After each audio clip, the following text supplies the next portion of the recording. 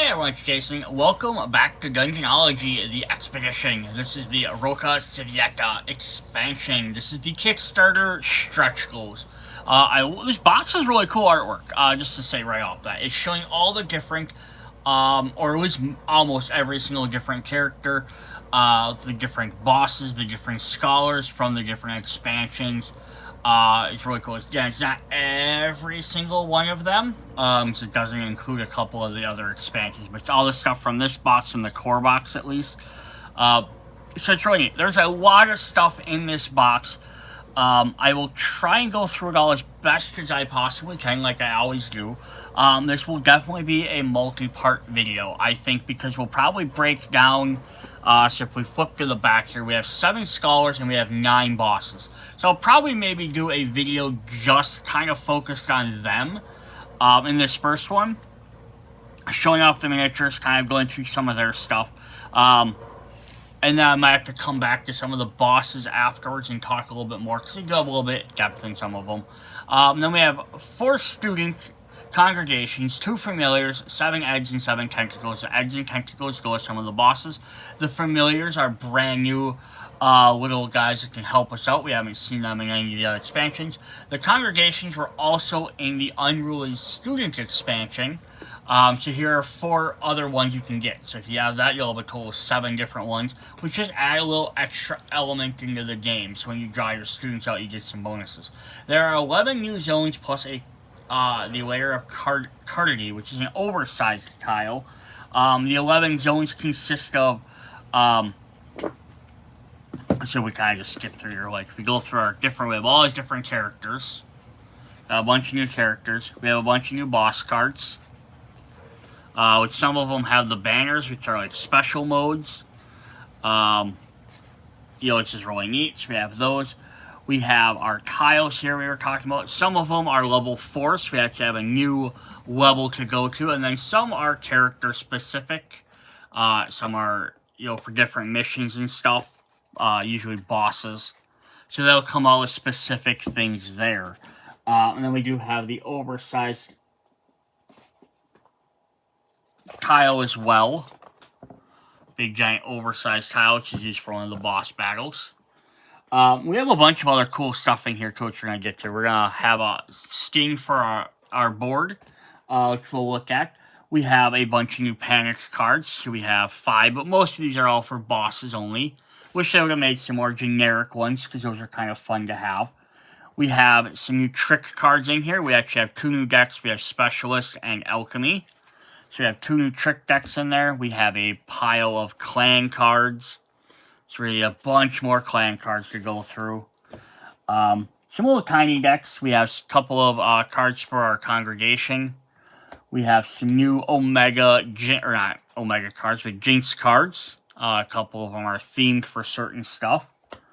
We have a bunch of new interns. More interns are always fun. We have I forgot exactly what the name of this mode is called off the top of my head. But there's basically bonus quests to do in the game. You have extra little things you can try and do to get some extra points throughout the game. We have our familiar cards. We have a character-specific little mini card. We have a solitary mode mentioned down here in the bottom. We're showing the Omega. So they get their own big giant deck in here. So if you want to play solo, you can play that. We have our little congregation miniatures. We have a lot of the other miniatures. I'm not going to pull them all over here. We also have some new cubes. We have some white ones and some black ones. The white ones were mentioned before in the Rigor Mortis expansion, but we have them back in here in case you didn't get that. We have some other new ones. Then the last thing I want to bring up before we jump, or last 2 things I want to bring up before we jump into that. Of course, we have some new tokens, token sheets, even, with some extra buildable stuff. We have some buckets, which are used for some quests. We have brand new stars, which are really an extra little helpful thing in the game. We have some traps that you can build. Plus, we have this little board that we can set up, for stuff. We have some more doors or blocks and stairs for things as well.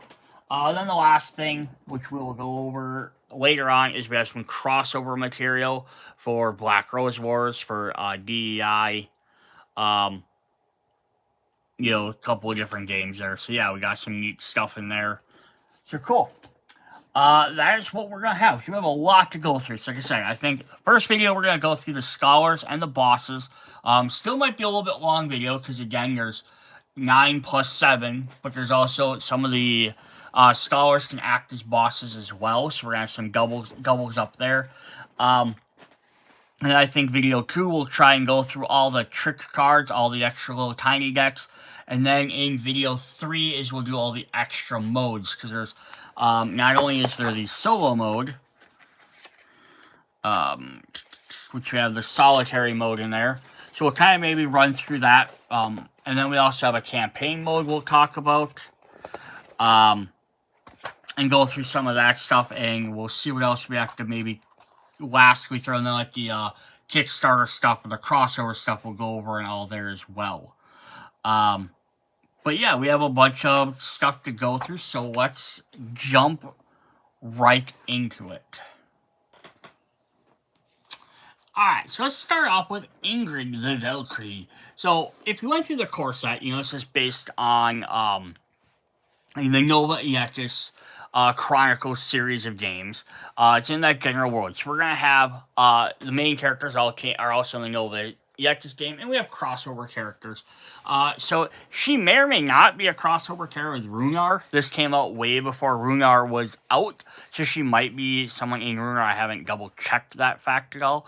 But it's also cool we're getting characters from other just parts of the globe. They had the one Aramacus expansion, which I've done a video on as well, which had 4 other scholars from different parts of the world. So now we're getting someone from the northern areas, the cold. So yeah, we get a Valkyrie character, which is really cool. She's got a horned goblet she's drinking of. Some ruined rocks is standing on her shield, which is really cool.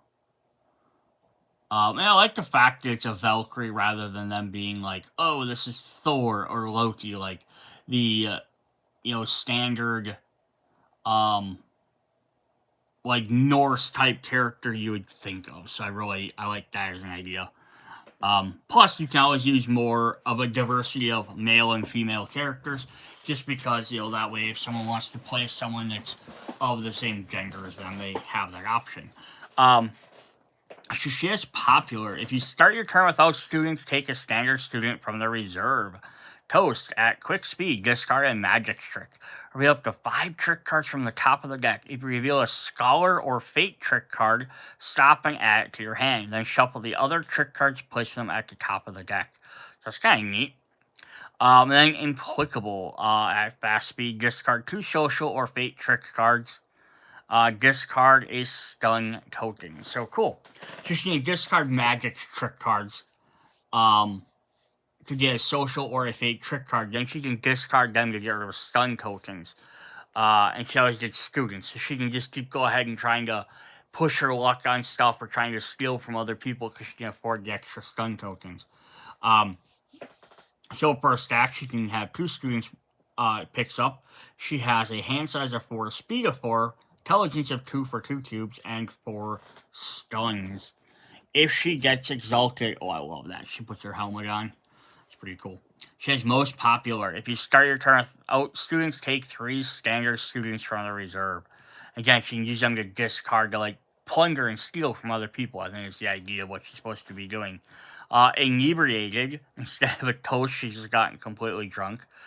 Discard a magic trick card. Reveal 5 trick cards from the top of the deck. Then take any social or fate trap trick cards revealed and shuffle the other cards, place them. So instead of getting to pick one or stop when you get to one, you instead get all of them. Implicable stays the same, but she also gets a Valhalla Banquet. Action, get any number of stun tokens up to your stamina value, then collect a number of information cubes from your zone equal to the number of tokens obtained. So cool, so that works really well with Implicable. Then you can maybe use Inebriated to get your cards, and then use Implicable to get rid of your stun tokens, and Valhalla Banquet just to go ahead and get as many as you can. And then even if you become unexalted, you can still use them abilities to an extent to try and undo that effect. So that's kind of cool. And then your stats go up a little bit, as you can see. Alright, our next scholar is Claudio the Hunter. So now they're kind of more like standard class. Now that I think about it, there is a Valkyrie coming in Nova EX as well, but I don't think it's Ingrid. I would have to double check that. It's coming in Wave 2. So we have Claudio the Hunter. It's got a bunch of little cages and bird cages and all that stuff, so that's kind of neat.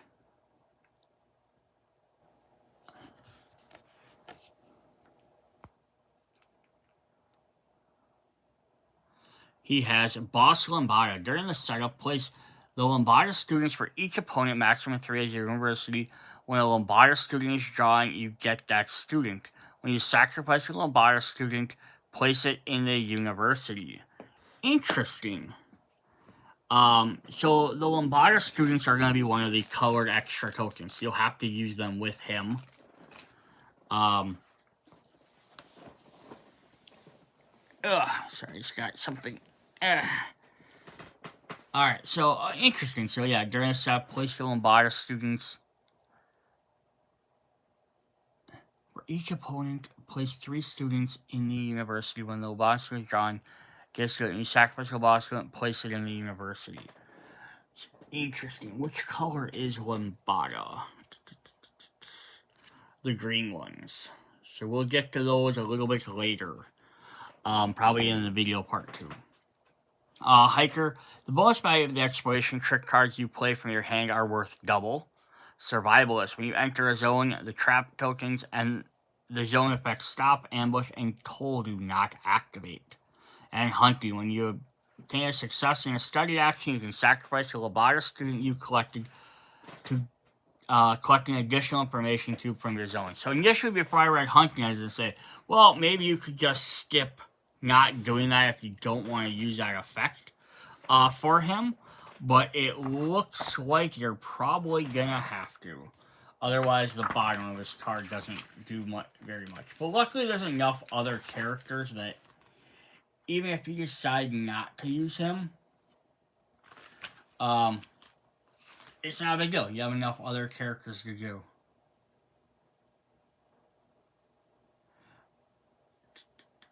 I was just seeing if they had... Yeah, there's some of these that might say... Yeah, okay, yeah. It says, like, for the student congregation section, just as a quick thing, there's... Fredo's a boss, Judas is a boss, use the Iota and Phi congregation. Katerina and Claudio as scholars use the Zeta and Lambada. So they use the 4 in there as other parts of the game. So they can't, if those characters are in the game, there's a boss or a scholar, you can't use them as a general rule for everything else because they use their effects specifically. On his reverse side, he puts his mask up. Oh, look, he has nothing in that one. He gains a chicken, and his bird puts on sunglasses. Or a mask, I'm not sure. Alright, so Boss Lambada, Hiker, and Survivalist all stay the same, but now there's Clan of Hunters. Action, sacrifice 1 to 2 students. For each student sacrifice, collect an information cube from your zone. For each Lambada sacrifice, collect 2 information cubes instead. It's interesting. This is kind of neat. So he kind of gets, like, these guys that nobody else can get. He automatically gets them, and then he can sacrifice them to do other... You can still use them for anything else, but that's pretty cool. And then, since you're using them, you don't get... I don't think you're going to use the other congregation cards, so you don't get the other effects of them cards. Alright, our third scholar up is Katerina the Alchemist. She's a boss Zeta. So when you set up, place the Zeta students for each opponent in there. When the Zeta student is drawn, you get that student. When you sacrifice it, place it in the university. She has Camp Z.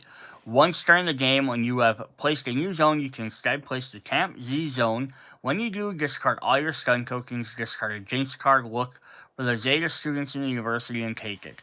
Camp Z is the equivalent to a starting zone and is part of the floor in which it was linked. She can set up her own starting area. And transmutation, take 1 stun token. You can not avoid it by sacrificing a student. Swap the position of any 2 adjacent information cubes in the zone you're in. Okay, so cool. That's pretty neat. So she can use transformation to kind of pick which cube she wants. It'll help her get exactly which one she wants. And then she can use that camp to set up. I'll grab the camp tile in just a second here. Let's take a look at our miniature. Just wants to focus for us. There she is. A couple of potions. Very cool. Alright, let's flip her over, see her exalted side. Oh, it's kind of neat. Her potion exploded in her face. She has Boss Zeta and Camp Z are the exact same. But then she has Final Transmutation. Take 1 stun token. Swap the position of the information cubes in the zone as you wish. Ooh, so that's kind of neat, because you're not only just maybe helping yourself out, or you can also potentially affect the other players. But just help you go even more. And then Fair Apprentices. Sacrifice 1 to 2 for each student. Sacrifice, collect an information cube. For each Zeta student, sacrifice, collect 2 or more information cubes. Cool. And then she has a starting tile, or Camp Z, which has her face on the back, so you know not to mix it in. And then it just sets up her little zone here, which just works like any other starting zone. You can exit from any area. But that's kind of neat. And then I'm guessing anyone can come use that. It doesn't say that they can't. Once during the game, if you have to place a new zone, you can instead place this zone. When you do discard all your stun tokens, it's equivalent starter zone as it is part of the floor. So basically it lets you add a starting zone on higher levels. That could be really nice if you're playing like a cooperative mode. Very interesting. Alright, our next scholar up is Anamor, the Undertaker. I think he may be a crossover with a different game, but I'm not for sure. Because I don't think they really listed in here. Let's take a look at him, the Undertaker. Yeah, give you a tombstone pile driver. Come on, focus camera. There he is. He got a shovel in the dirt. Little Necronomicon. That's nice. Little skull tombstones. There's some pouches. I love the look on his face, like that inquisitive look, like he's looking at this Skellybird, like, what's going on, Skellybird? Alright, so he gets Divert, which says, quick speed, discard an exploration or fame trick card to gain a student. Cool. Master of the Shovel, when you get a new student, you can take students from the reserve instead. Oh, so this is kind of neat, because that way you're not taking from the bonfire. Therefore, you're not, like, eliminating spaces or stuff in there. Or maybe if you have something that went right to the reserve, you can pick one that you might want. And then Apprentice Necromancer, sacrifice a student to Divination 1. That you play a card from the top of the deck and use its extra bonus. Cool. So basically, he wants to get students, and he can just keep sacrificing them back in there. Divert to get them, and then when he gets them, he can pick them from where he wants, and then you can sacrifice them. Cool. What is his exalted side? He puts a skull mask on. It's neat. Did he turn his lantern on? Nope, his lantern is already on, but the bird's skull is also on. Improved misdirection. Quick speed, discard a trick card to draw a student.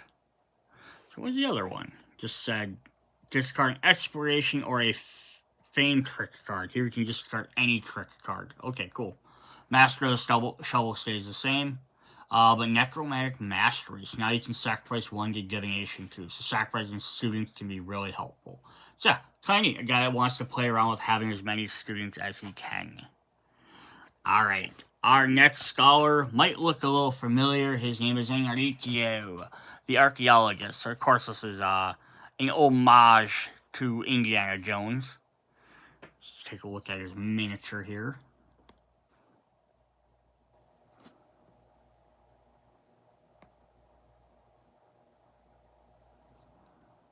There you guys. Trademark hat on. Carrying a golden idol that he stole. He has a big giant whip. Love that he has an arrow sticking out of him. Different satchel. Plus his pants are kind of funny.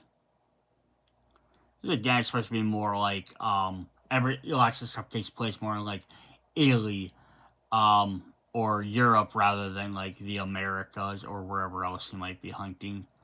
So he's not Indiana Jones, he's Enrico. And I might even be butchering that. He is famous. For each student you have to sacrifice, you can discard a fame or trick card instead. A burglar. You can go through passages that have doorways, even if you don't have the information cubes required for the door. Oh, that could be very powerful, some of them high-level floors. And then anthropologist. When you perform a studied action, which includes at least one civilization information cube amongst them, you may try... Among the information you try to collect, after declaring your stealth value, you get +2 divination. So as long as you're trying to collect a civilization cube, you can get extra ones. So if there's ever a civilization cube, you always probably want to go for the second one because you're going to get the extra bonus. Very cool. Very interesting. And then he has, on the other side, he has a very famous. Each student you have to sacrifice, you can discard a fame, expiration, or fate trick card instead. So you can help keep your students around for stuff. Burglar stays the same, and he has Tuctologist. When you perform a studied action after you declare your stealth value, you get divination and then divination again. Now, yes, it's the same as that. Cool. So basically, he wants to. He doesn't have to have civilization things now. Now he can just go ahead and divination anywhere and get what he wants. So that could be very helpful. And then in fact, he can keep sacrificing his students trick cards instead of students, so you can use students to help maybe keep people from stealing from him. That's kind of neat. Alright. Our next homage character we have is Sarah Loft, the Explorer. So, of course, Laura Croft from the Tomb Raider fame. She has her puffy little shorts and her little tank top. She's got a map, backpack, a little slingshot there. She's got a hatchet behind her. All little doodads and gizmos. It's pretty cool. I always like homage characters. They're pretty fun. So she has a couple of things. She has my Zenyatta, which is this right here. So she gets an extra little bag here that has a mouth that has 4 extra cube spaces on it. So as you start the game with the Zenyatta card, when you get information cubes, you can place one on a free space of the Zenyatta card. When you perform the activity of rest or submit to thesis, you can distribute your information cubes as you prefer between your noteboard and that card. So you can go ahead and rearrange them a little bit. And then it says Cartographer. When you need to place a new zone from the pile, draw 2 zones from that pile if available and place one you prefer, place the other at the bottom of the pile. Okay, so that's kind of neat as well, right? So she gets to kind of pick her zones out, which could be very good. Again, if you're looking for a specific color cube, like you have a bunch of yellows and you have some blues, but for some reason you haven't been able to find reds, or you really need that purple, you can go ahead and look, and at least it gives you a couple of options. Or maybe you're like, I don't want to walk into a boss zone or this trap zone. You might walk into one that has Hecatomb stat, which makes you discard all your students. So you might be like, oh, I don't want to do that. It's hard for me to get students because she can only take 1. Yeah, so very cool. Flip to the other side, her backpack, which now is all purple and evil, stays the same, which says Magic Map. When you need to place a zone from a pile, search that pile for the zone you like and place it, then shuffle the pile. When you study in the zone placed during the current turn, after declaring your study value, you get 2 divinations. Oh, that's even neater. So instead of just looking at 2 of them, she gets to specifically pick which one she wants. That could be very helpful for her just trying to get what she needs to finish off the game. Very cool. Alright, then our last scholar is Andromeda, the Gynoid. So Andromeda is part of the Nobody at this Chronicles series way back in the first game in the series, chronologic, maybe not even chronologic, I think chronologic, is Sing Tempor, which is a space epic game that eventually, like, those characters, things happen and got passed down. There's a few characters that appear throughout many different games. She's one of them. She's an android, or a gynoid, rather, that keeps appearing throughout lots of the games, but that's where she started. We will see one of the other characters, which we've mentioned already, which is Jukas. He will also be in this. Yeah, she's kind of, she's a robot lady. She is dressed up in as much attire as she can to kind of hide her features. She has some baguettes. Kind of reminds me of, like, maybe she's trying to be like Belle from Beauty and the Beast. Bonjour. So cool. I love crossover characters that are fun too. We have Stan. When you place a zone, you can decide not to enter it. The speed point is still spent. So again, you're not walking into a trap or a boss area if you don't want to. Ram. When you lose or gift information cubes, randomize. If you get a civilization, you do not lose or gift the information cube. Oh, neat. So you kind of ram, like, storage, keep extra stuff. And it's just copy and paste. Once per turn, during your turn, you may draw a trick card. Then you discard 2 trick cards from your hand. Nice. So, you pick which one you kind of get around that. Very neat. Alright, then from the other side, she's standing a global map. She has Stan, stays the same. Now she has Rom. When you lose or gift the information cube, do not lose or gift the information cube if you don't want to. Defrag. Once per turn, during your turn, you can draw a trick card, then discard a trick card from your hand, so you have to discard 2 now. And then data entry. Action. Discard a number of trick cards for the randomization equal to the number of times. Whenever you get a civilization or militia, collect an information cube from the zone you were in. Very neat. So she has a way to, like, just get some extra cubes as quick as she would like them. Very cool. Alright, let's take a look at some bosses. Alright, our first boss up is actually Enrico Giovanni. So our Indiana Jones replica. We actually did a fight against him. He has a spy value of +3. It says, exciting. When Enrico appears in a zone where his boss effect is actually placed a snake pit trap and perform an activation. So we're going to look at the traps in just a moment here. Activation. Randomize a zone passage and move Enrico through it. If the passage is not linked, place the zone from the appropriate stack connected to it, then move him into it. If the newly placed zone contains a scare effect, it is activated as if he were a scholar. Repeat the previous step until a new zone is placed, but no more than 3 times in a total in the same turn. If he ends his movement on a starting zone, randomize again. Place the lowest number of the unplaced traps listed on the back of the card. If there are no traps to place in the reserve, place them in the same zone as you. So you're going to do a move around, placing things on the board, then dropping some traps. Especially still, a skull in the same zone as Enrico as a bonus indicated above to their study bonus. Alright, so he has Cursed Temple, which is kind of a little special thing. Setup. The boss is the boss of the game. The danger zone's advanced rules are used in the game. Prepare the 6 traps below and then put them in the reserve. So we have traps. We have Snake Pit Trap. The scholar who enters the zone randomizes. If the result shows a civilization, the scholar gets a stun token and his movement immediately ends. So we'll get this little tiny snake pit token. Why did it have to be snakes? And that just gets placed on whatever zone you're in. We have the Crypt Trap Zone. Link this zone to the zone where Enrico is located. Consider as part of the same floor as the ladder. So we have the Crypt and the catacomb. So I'm guessing, because I'm not sure which one's which. This one might be the crypt, which has a couple of interesting things on here.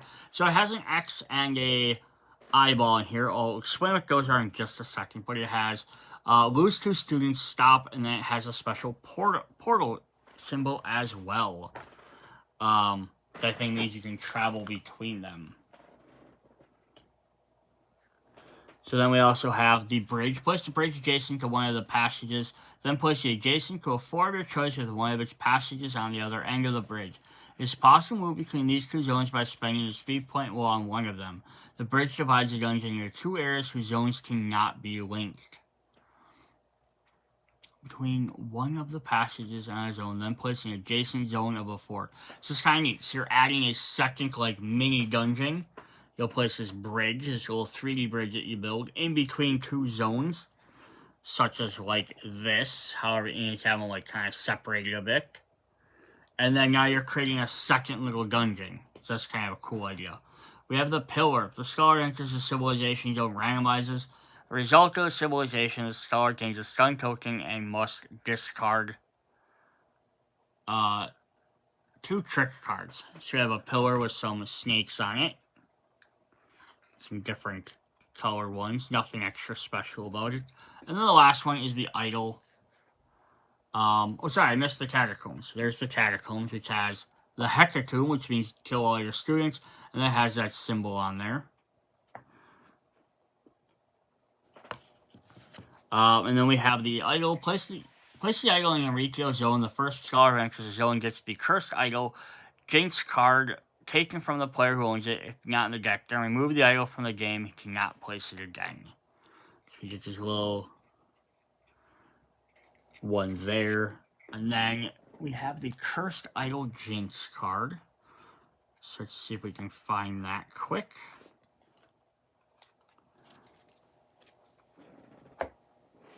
So we have the most precious treasure inflicts even the worst curse. As long as you have this card, you can perform the submit thesis activity regardless of how many stars on your note board. If you perform successful espionage action, you can give this card to one of the targets of that action, minus 10 points. So it's kind of neat that you can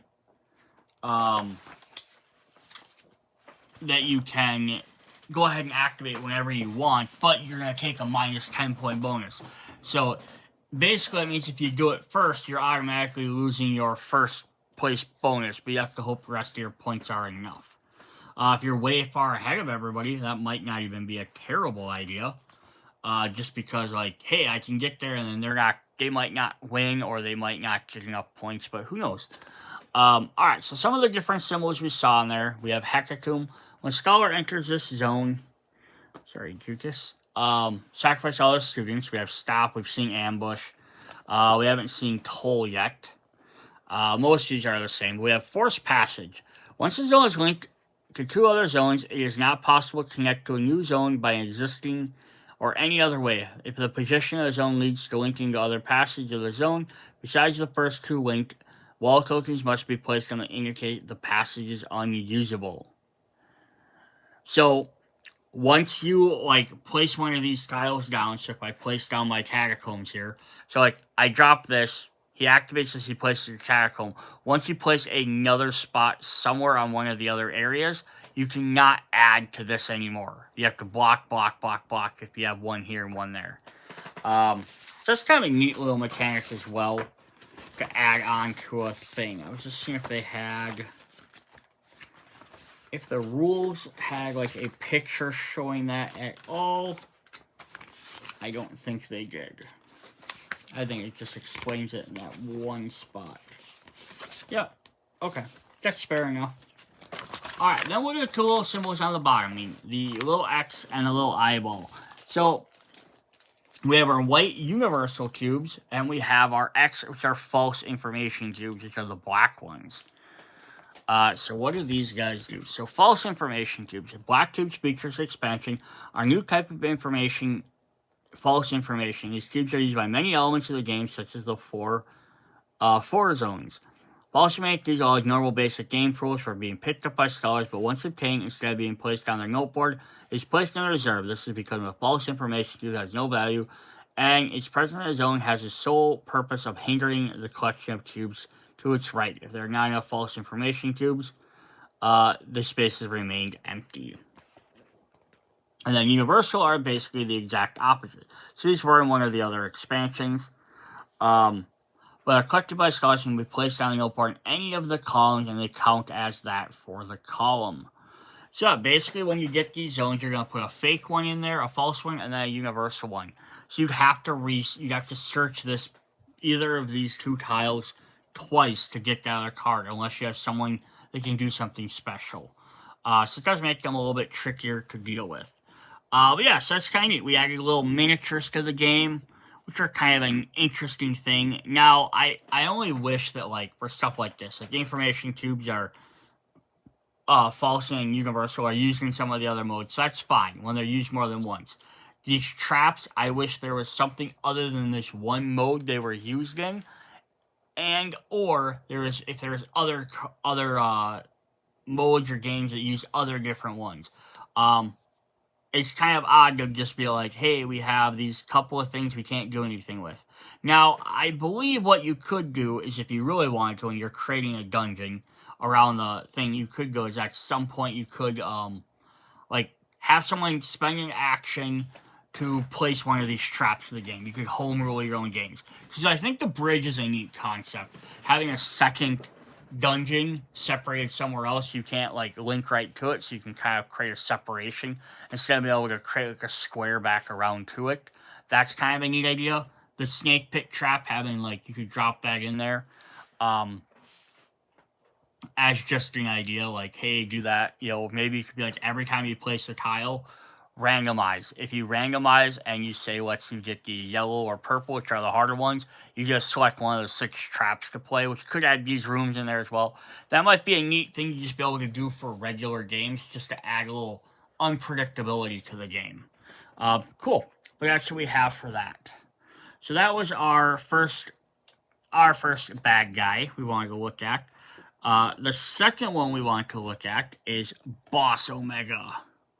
We've had to deal with the Omegas since day one, so now we get to fight off against their boss. Now, he is part of the solo mode as well, but I don't believe he is exclusive to the solo mode. But he's going to have some interesting things to deal with us. So there he is, his little baggie down there, which he pulls his students from, I guess. His university bag. But yeah, now we get to deal with the big bad Omega, I guess. So he has +1 sight and a red student, it looks like, and he has 5 slots on his board. It says, place him in the starting zone. Move Omega up to 3 zones, place him in a zone that contains the greatest number of information cubes amongst those he can reach, and that are different from the zone he started in. Randomized number of times equal to his alert modifier. So currently it's +1, but you could have stuff that changes that. For each civilization or militia result, place the rightmost information cube in the same zone as Omega on one of the free spaces on his card. You need to place the information cube on this card, but no free spaces. Place all the cubes in the reserve, on this card in reserve, and place Omega student from the reserve on the alert card. Ooh, so basically he's going to go around stealing the information before you can get it, but he's also going to take from the right. So he's taking the better cubes generally from you. He's a better. He knows what he's doing. Because he's not just a scholar. And then if that fills up, he's going to add a Omega on there, so kind of speeding up the game quicker. Special. The Omega alert modifier is equal to +1 number of Omega students on the alert card. So right away, so the first time he goes around, he's going to get one token each time. But then if an Omega student gets added, now he gets to take 2 cubes. Gets a third one, he gets to take 3 cubes. That's pretty crazy. He does have a flip side. He has Mentalist Omega. Stays in the same starting zone. Move Omega up to 3 zones. Place him in the zone that contains the greatest number of information cubes he can reach and is different from the zone he is. Put a reserve. Number of information cubes in Omega equal to its modifier. So here you just straight up skips putting him on his card first. And that's basically the difference there. If you want to like make him a little bit more challenging, he's not going to place 5 cubes first. He's just going to throw them right in there. But he doesn't add any guys to the, because that was the difference there, right? Then he has to add, Mega student from the reserve on the alert card. So he doesn't do that. So it's a little bit, I guess, in one hand it's harder, one hand it's easier. Because you don't have to have him, since he doesn't have to build stuff up first to just get rid of them. But I guess once they're on the card, it doesn't make any difference. This is probably a little bit easier because he's not adding more Omegas as he goes along. But yeah, no, that's pretty cool. So we got get a fight against him. Our third boss is Cook Ragangela. Is +3. She's sprigging. I think she's sprigging. Well, she doesn't have sprigging legs though. She just has a little sprigging type horn, but she's not a frog. She's some sort of forest creature. Which is what we're, trying to find more about, so that makes sense. Little frog maker. This would have been, some of these bosses would have been cool scholars to play as, too. Sighting appears at the activation zone. Activate, place her in the same zone as a randomized scholar. Encounter. Each scholar encountered draws a student from the university and places at the bonfire. Special. A scholar who is in her zone at any time during their turn can draw a number of students from the university and place them on the bonfire equal to the number of scholars in the game, maximum of 3. If he does, he becomes exalted till the end of the next turn. Interesting. So if you find them, she's going to keep pulling students out of the bag, which doesn't sound too bad, except it's going to increase the fact you're going to find Omegas quicker. And again, you can do this as a special. You can draw more of them, up to 3, and you can become exalted for a turn. It's just kind of like feeding your guys at the bonfire. On our flip side, we have which version of her. Sighting and activation are the same. Placed in the same zone as a scholar, then you activate the encounter. Randomized for each scholar encountered. Green gets a stun token. Red discards a trick card of their choice. Blue sacrifices a student, then gets a stun token. Yellow collects the information cube from the zone he's in. And purple becomes exalted to the next turn. So very interesting. So I think it's kind of neat, like when they do this, like here's a Kickstarter, here's some like, you had Omega's gonna play around with that, you had Enrico, you had all these different effects, you have all these different guys that have all these crazy things going on. It's kind of nice just to get like, hey, here's another pretty basic boss. Maybe a little bit different than the starting one, but maybe not as crazy or have as much extra stuff going on as some of the later ones. I do like when they do that, because it just kind of makes the game, like, yeah, give me some more basic stuff. I don't always want the most hard and more difficult things over and all. I just want someone who does something different. So cool. Alright, our next boss up is Singer Tapagreza. So this is a satyr. So we do have another forest creature. So here he is playing his flute. And he's got a little harmonica lyre. He's got a banjo. He's got some little banjos or drums there. He's sewing up tattered up tape. His tail back there. He's got a little weaselly friend inside the tree. Probably a mouse.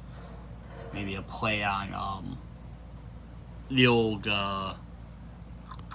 lore tale of the Piper and the Mouse.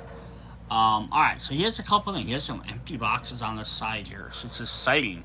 Appears in activation. You activation, randomize and move him through indicated passages till he enters the zone containing at least one information cube. Picks up the rightmost cube in the zone and places it on this card. If there are no spaces on this card, put it into the reserve. Special. The alert bonus of him is equal to the number of information cubes on this card and applies to the zones adjacent and linked to the one he's in. Cool. So yeah, he's not super, like, he's gonna take away your good cubes, and he's gonna make stuff harder to do, because he's gonna kind of be, like, paying attention and making noise so you can't necessarily get in and steal stuff, gather information. So interesting. On the flip side, we have Hypnotist version, who only has 3 cubes. This might be the easier version. Moving 3 zones towards the closest zone contains scholars, including the starting zone, without retracing steps. When he leaves the zone, including the starting area, all scholars inside must move with him. These moves do not activate zone effects. Encounter. In turn order, each scholar in the same zone as him gives him information cube by placing on an empty slot on his card. If there are no spaces on his card, one scholar should give him a cube, randomized instead until one scholar of the zone is indicated. The scholar gets all the information cubes on this card. Oh, that's kind of interesting. So one hand you might want to avoid him because he's going to force you to keep giving up your cubes, but once he has 3, you could potentially get a bunch of them. So it might be worth letting other players get hypnotized and he's going to follow them around and then maybe try and jumping at the end. Crazy. Again, just it's not like overly complicated. There's not a bunch of extra stuff, like, no offense to Enrico, but he has a bunch of extra things you have to play around with and have out. This is very simple, but it's very different than just like the base one. Cool. Up next we have Fredo, which I think is a homage to Game of Thrones and one of the White Walkers, I believe they're called. I might be wrong on that. I don't watch Game of Thrones. But he's a frost character. Might also be an opposite of maybe like Sigrid, maybe because he's from the north. Maybe he's like a Jotun type character. He's got ice off of his shoulder, little dragon. So alright, what does Fredo do for us? Activation. By moving a number of zones equal to +1 the number of iota students placed on the bonfire without retracing his steps. Move towards the closest zone that contains scholars. Choose a path that allows him to meet as many scholars as possible without taking into account those in the starting zones. Encounter. Each student encountered by Fredo during the activation must discard a holy water token or draw a number of students from the university, placing them in the bonfire equal to the number of opponents in the game. Special. If it is not possible to collect information cubes from his zone, the alert modifier is equal to that indicated on the bonfire next to the space, the highest value occupied by an iota student. The alert modifier applies to all zones in the dungeon. So he's going to get the iota students, which are the blue ones. And then he has well tokens. I'm trying to find my token board.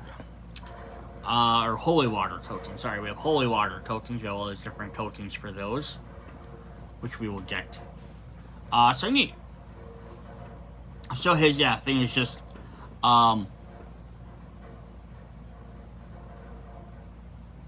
it doesn't tell you how to place some guys in the bag, but you just throw them guys in the bag and they get mixed in, and then if they get put out, they go on the board.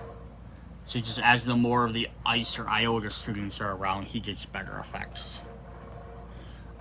He has Winter's Coming. So here's the setup for this. A little extra mission, I guess. Boss of the game, Gangers will activate it, kind of like in Enrico. Winter's Coming overlay on the campus. Place the thermal bath zone linked to the starting zone. Is considered a 4-1 zone. Place 6 iota students in the university. Place them in your starting zone. Cool.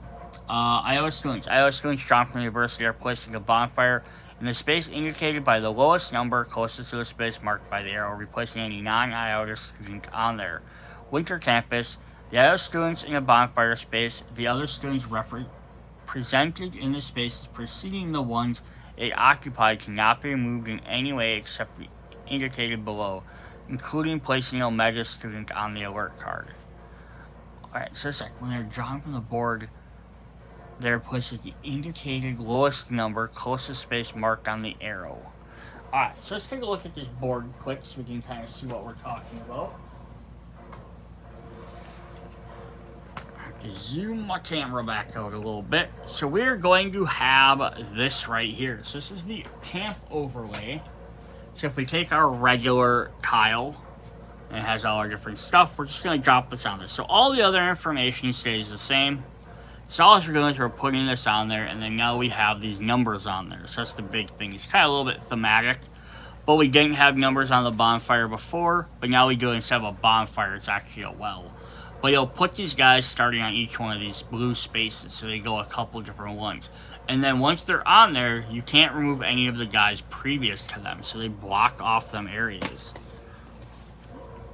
And there's the backside, just showing how that just lays on top of there in case you're having trouble figuring out what that did. Alright. And then we have the Omegas or Iota students. We have 6 of them. Normally we only have 3 of each color. This one gets 6 for this special mode. And then we have Hot Water Token. Once during their turn, a scholar may discard up to 2 of these tokens to take the same number of Iota students from the bonfire. She must take those that are on spaces furthest from the mark by the arrow. The same number of students must be added to the university. So it doesn't eliminate anything from the bonfire amount-wise, but it does let you start collecting the other ones. So you can get rid of your hot water tokens to do that. How do we get hot water tokens? Of course, he asked. We have this special tile. So yeah, this is going to have A, B, X, special portal space, as well as a water bucket. So the bucket says, scholar entering the zone may discard up to 2 trick cards, getting that many hot water tokens available. Scholar cannot have more than 2 of them. And then you can discard them for this, or if we flip this back over to deal with his special ability, discard hot water token or draw a number of students from the bonfire. So when he encounters them, you either have to do one or the other. So what are the other symbols we have on there? So we have the passageways, which they don't actually mention in the book here, but the passages are, so now this will link to any other one that has an A or B or an X on it. So any of the secret passages, A, B are ones on previous located cards. X is one that's on ones you create, and then it also has these special portals on some cards. So the idea is just to let you be able to get around the board and get back to here as quickly as possible for this mode. Is there a reason to ever include this in any other set? Like, because it does have his picture on the back, so it wouldn't be randomized with everything else. Would there ever be a reason just to include this in any other game not using this mode? The water bucket reason wouldn't make any difference for that reason, but you could get kind of neat if this is placed right next to the starting zone, and then you have like a quick way back there. But you can always just teleport back to the starting zone anyhow. So it doesn't really make sense there, I mean, you could probably house roll it again. Something like I said with the other zones. Alright. Up next we have the Shadow Lord. So his miniature's a little bit too big for my stand. You guys get out of here. Let's scooch this off to the side. So we have the big old Shadow Lord here.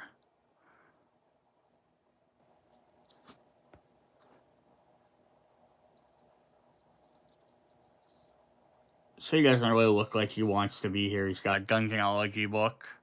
He's sitting up on here, so you can see his feet up there. So he's cross-legged up on top of these, I guess, souls, probably. So he's not like just not necessarily a huge, enormous character. He's just sitting down awkward. I mean, he's a little bit bigger than other people, but he has some neat stuff with him. He has Shadow Lord appears in the active zone. He's activated by the activation. Place the Shadow Lord in the zone containing the scholars with the highest number of standard students added together. If all scholars do not have standard students, each scholar gets one from the reserve.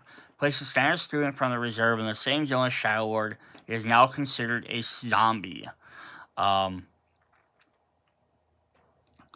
you're going to go to whoever has the most, if they do not have one, and then place a standard student from these reserves. So always make sure it's not one of the colored ones, so you're not losing those effects. Encounter. Each scholar encountered gets 2 stun tokens. Standard students sacrificed for not getting these tokens are placed in a zone where the scholar is instead of the reserve and are now considered zombies. Distribute all zombies as evenly as possible in the Shadow Lord zone, and then all adjacent and linked zones, including the starting zone. What do zombies do for us? Warning, this is not a boss profile. The rules listed here come into play during ever the boss is Shadow Lord. Zombies. Standard students in the zones are considered zombies. Each zombie provides a +1 bonus to the alert value of the zone it is in. If the scholar leaves a zone containing zombies, including the starter zone, other than the zone in which he started in his turn, zombies move with him until his movement ends. When a scholar achieves a success studying a zone containing a zombie, she places them in a reserve and takes the standard student from the reserve themselves. So if you get a study, you get to revive them and kind of bring them back. That's kind of a neat little mechanic. And there's no alternate zombie tokens or anything. You just gotta use regular ones. Would have been kind of neat, but again, it wouldn't have made a lot of sense to have special miniatures for one unless they made them like a certain color and been like, oh, zombies are this color, but like what color are you gonna make them, because you already have blue, green, pink, black, white from all the other sets. Like if you weren't using black already or were using white already, you could maybe use them, but you already have lots of other colors represented in the other colored students. So very cool. Alright, so we got 4 bosses left to go. Like I said, this will be a little bit longer first video just because we're trying to get through all these miniature characters. But we have Marcon Iglios. I think this is based off of one of the creators of the game. But he's dressed up as an Easter Bunny. And he's going to have a very interesting effect and set of gameplay things.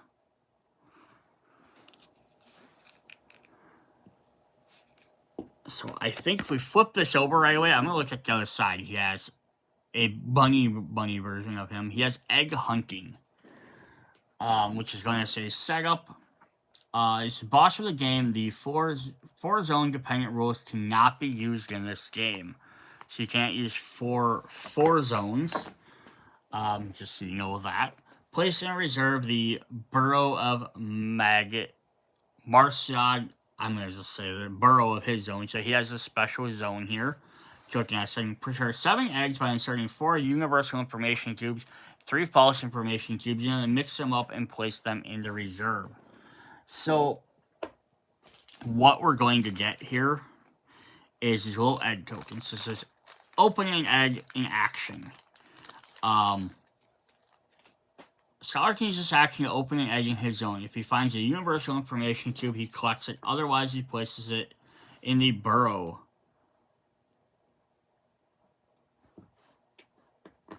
Then it says, the open egg is taken and kept on the scholar on his noteboard.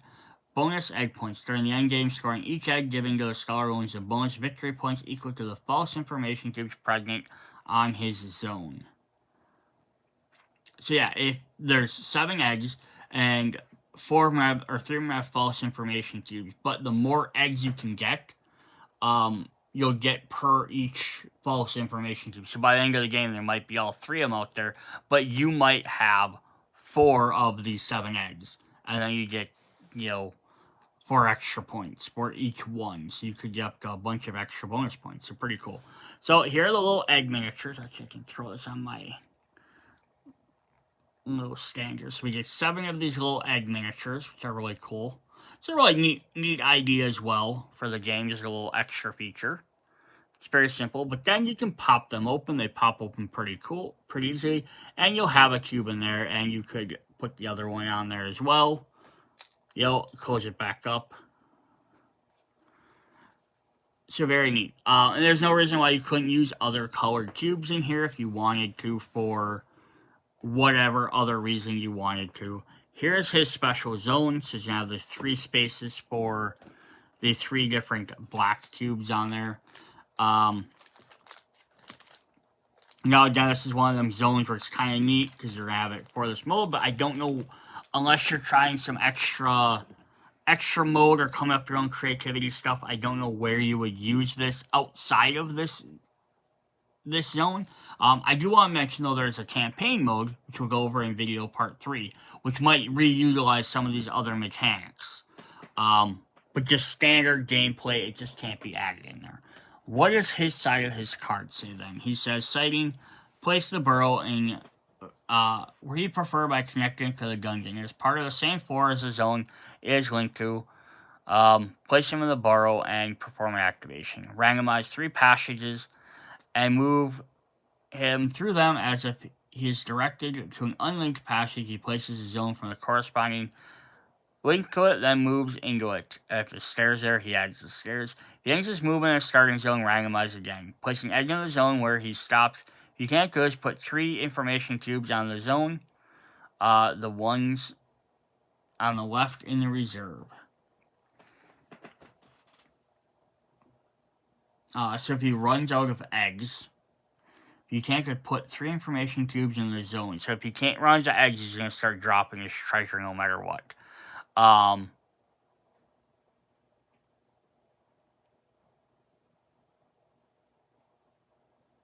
put 3 information cubes in the zone, in the reserve. Sorry, he's going to take information cubes out. So once he runs out of his 7 eggs, he's going to start stealing cubes. I misread that. My bad.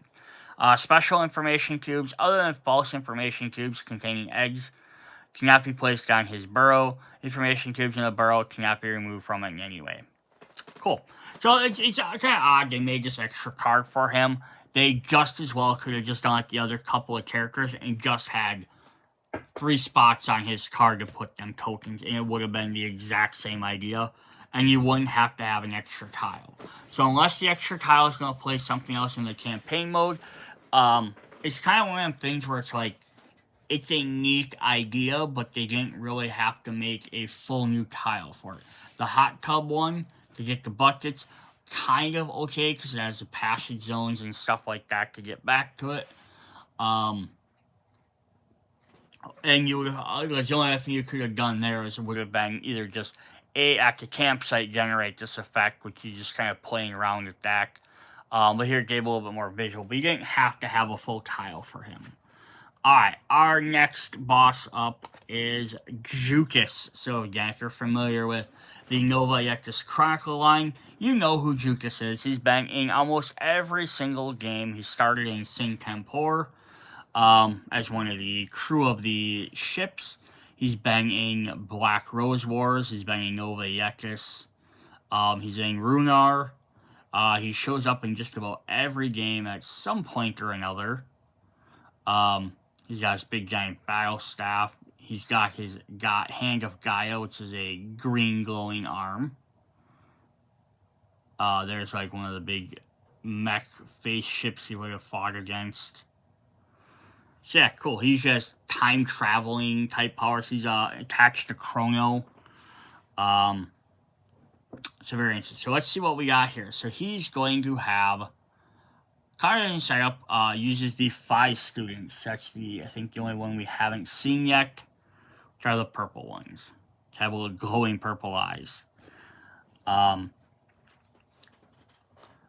So instead of placing one 5 student in the university and the others in reserve, places all 3 on his card.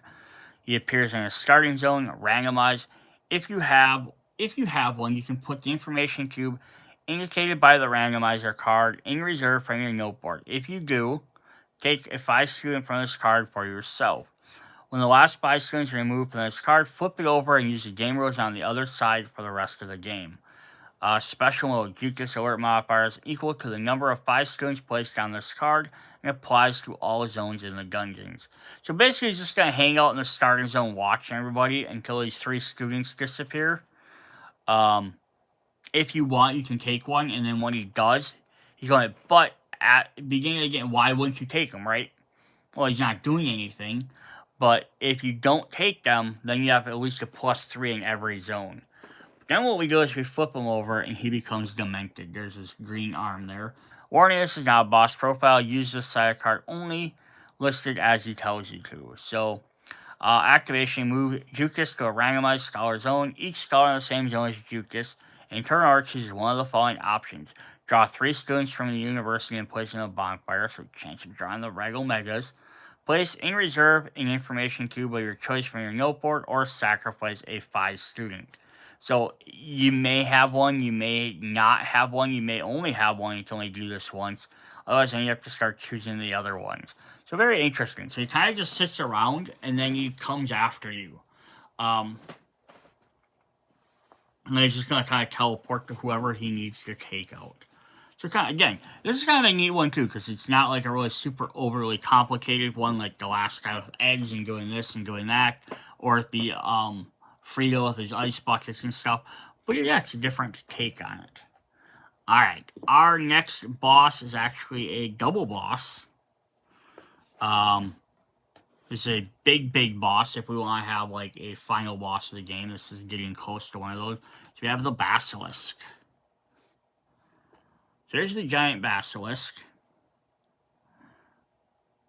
Is holding a little tiny student in their arm, which I think are the same size as a... Is it the same size? It might be a little bit smaller than a regular one, but still pretty close. Just to kind of show how big this guy is. I love that he still has like a backpack on. Like, even though he's a giant lizard creature, he's kind of searching stuff. So if we put that next to a scholar, I guess size verification.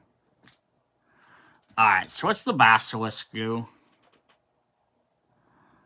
Enter the zone. It says stop. Basilisk has appeared in the zone when the activation effect has been performed. Move Basilisk up to 3 zones towards the zone containing the scholars with the highest number of students added together. Encounter. Each scholar in the same zone as a Basilisk sacrifices a standard student, places it in the zone instead of the reserve. They are now considered statues. If no scholar has standard students, each scholar in turn order draws a student from the university and keeps it for himself. Special. The alert modifier is equal to the number of statues in play and applies to the zones adjacent and linked to the one he is in. Zone effect. The zone effect on this card counts as if the first zone effect of the zone is the Basilisk was in.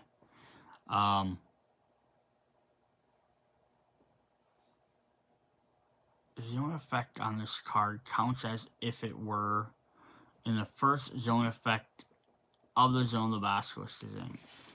Oh, okay, the stop movement. So it's whichever, so it counts whichever zone he's in. Gotcha. Yeah, so basically what it does, he gets to the same zone as you, sacrifice a student, and it becomes a statue. Neat. So if we flip the other side, kind of like the zombie one, we have statues. So again, they could have made some neat, like, grayish ones, or like they already had gray, they could have made a different grade. But again, it would have been kind of for the one character, might not have been worth it. A standard student in a zone are considered statues. A scholar declared Stella Zone gains +1 for each statue in her zone. Neat. The only downside about these, you have to keep flipping these cards over to remember what those effects do if you're not for sure. The other one we have for the Basilisk is a second boss. We have Mom Basilisk. So this has the brood. Set up 4 zone dependent rules cannot be used. Prepare the 7 eggs by inserting 4 universal cubes and 3 false ranges. So that's cool. So we have another mode that's going to use the eggs. So I love the fact that we have 2 different things using the eggs. Opening egg action. The scholar can use her action to open an egg in her zone. If she finds a universal cube, she collects it, closes the egg, and leaves it in the zone where it is located. If she finds a false information cube, she discards it, place a universal information cube in the egg from the reserve, then mix up those still present in the reserve.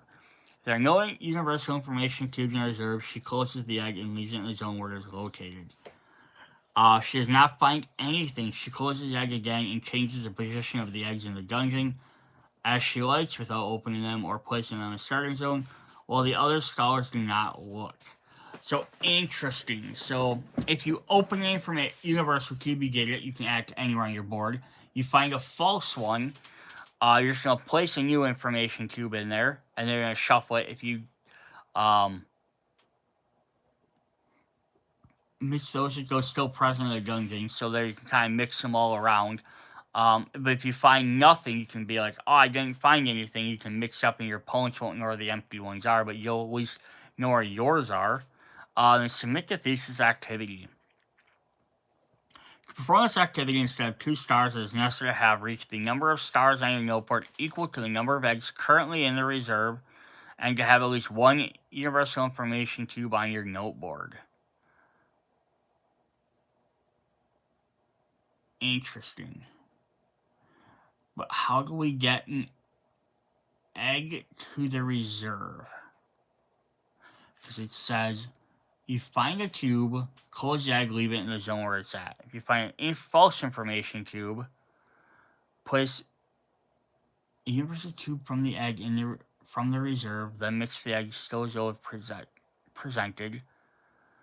Closes the egg and leaves it in the zone where it's located. Okay, if not, you mix them all up.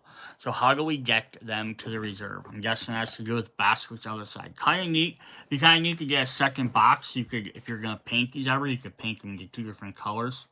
It's always kind of the downside when they have multiple models like that. Activation. If available, place an egg from the reserve into the basket zone. Then move the baskets by 3 zones, choosing a path that allows you to encounter as many stars as possible. Encounter. Each star encountered by the baskets during this activation takes a wall token and places it on their noteboard. Special. For each egg present in the zone, the alert value of the zone is increased by 2. Star shares a turn. Starts the turn with at least 3 wall tokens, discards all of them to draw a Jinx card. Alright. That all makes sense. The question is, I just see if they had, yeah, they don't really have any boss specific mentions in here.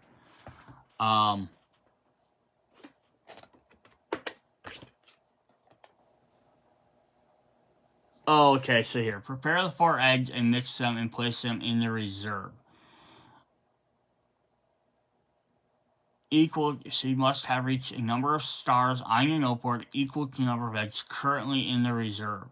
Oh, okay, so as soon as you get, so basically that means as soon as you get, there's 7 eggs in the reserve, so as soon as you get an information, a universal cube, you could go ahead and turn your thesis as soon as you want, until there's not enough eggs in there. The thing is, it starts with 7 eggs, you'd have at least 1 if you got that information cube, right? So that means you'd have to have at least 6 stars. So it's probably not going to happen very easily, because by the time you get down there, then eventually it could be 3, 2, 1. Eventually all 7 could get put on the board due to them. So basically, yeah, then it just keeps people from jumping in too soon. Okay, cool. That's very neat. That was our first big boss. Then we have another big boss set. But this is actually a full duo, as we have Cilia and Cardidea. And they kind of form together to make a full picture here. Flip them to the other sides there. We have Goddess of the Sea. So they actually have a big giant miniature.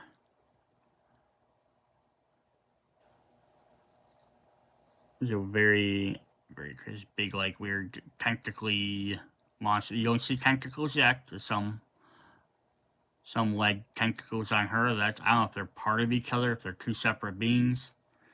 But that's pretty cool. And then like a size comparison again to like Skull, or this is Omega, but same idea.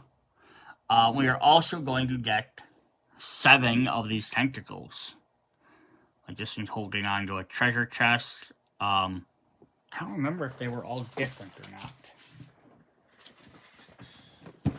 Let me double check. I thought they were all the exact same, but I guess now that I see one's holding a treasure chest, I just realized I did not look at them that closely. Yeah, they're all the exact same. Okay.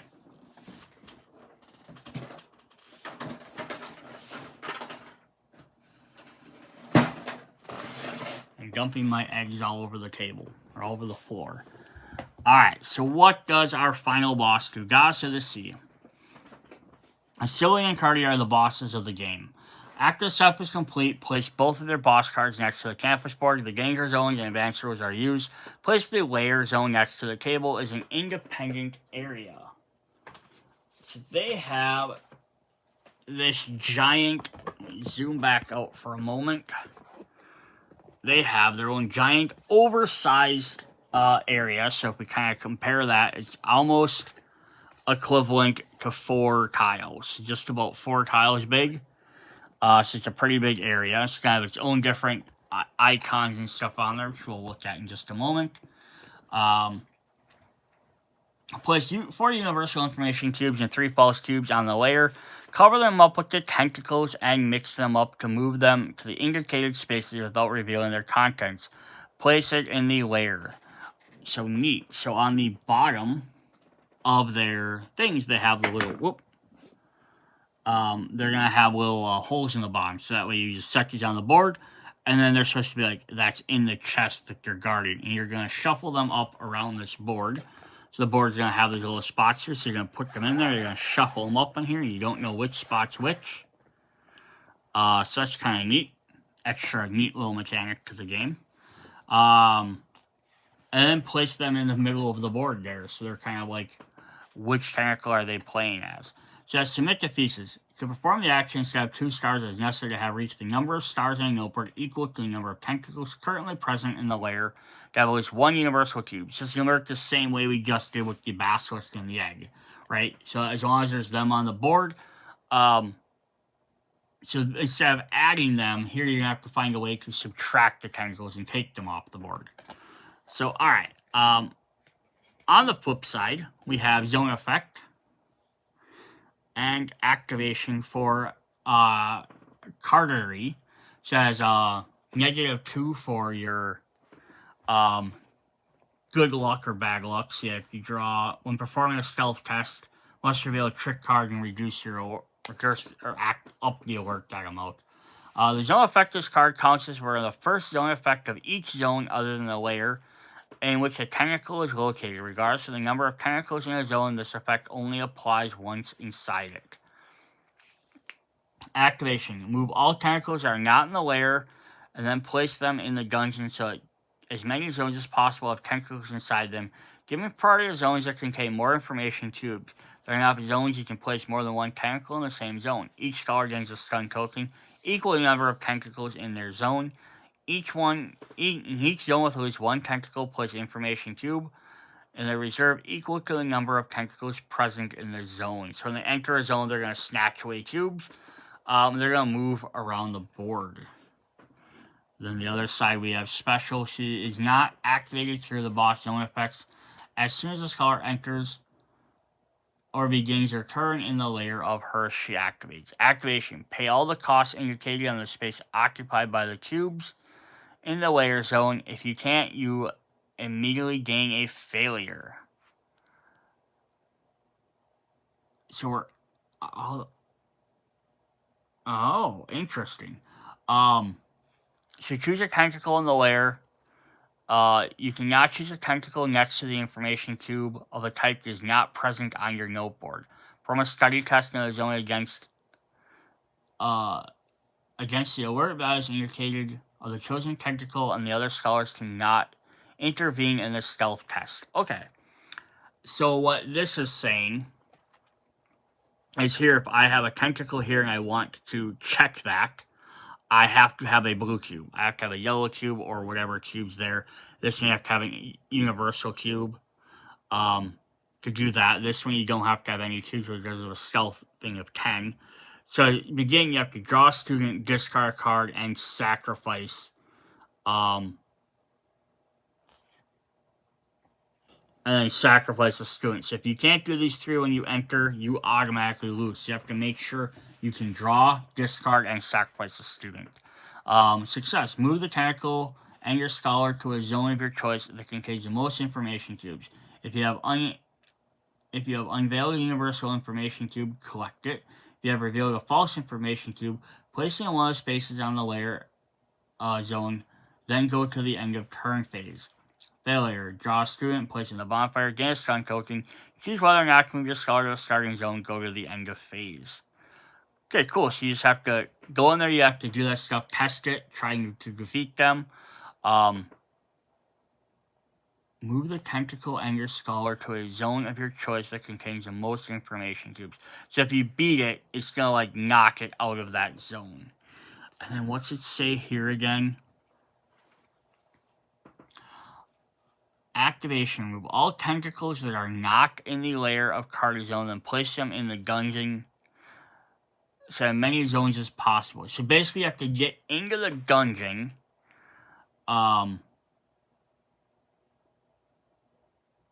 Yeah, you have to get into the dungeon and then challenge them with them certain cubes to remove them and put them out. And then when they're out there, they're going to be slowly stealing all the things.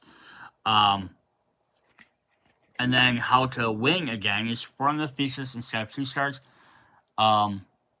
Equal the number of them on the board. So again, kind of like the egg one. So if there's 7 tentacles, you have to slowly go in the dungeon, try and remove them, which then now they're going to muck stuff up around on the board outside of there.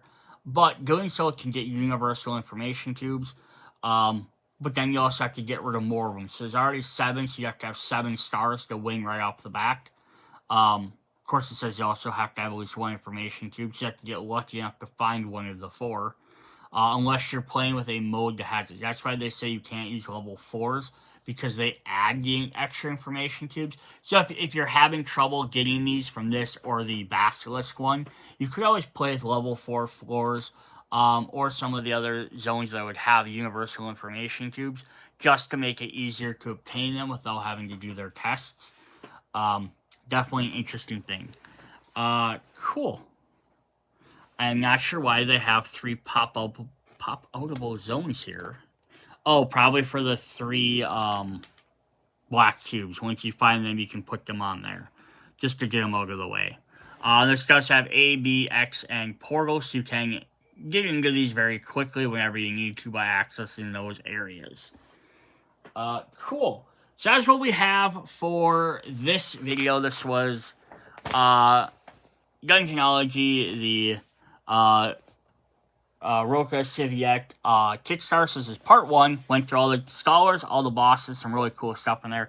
Come back for part 2. We're going to go through like the trick cards, panic cards, all the other little mini deck cards. And then part 3, we'll go through the alternate game modes and stuff like that. See you guys there. Bye.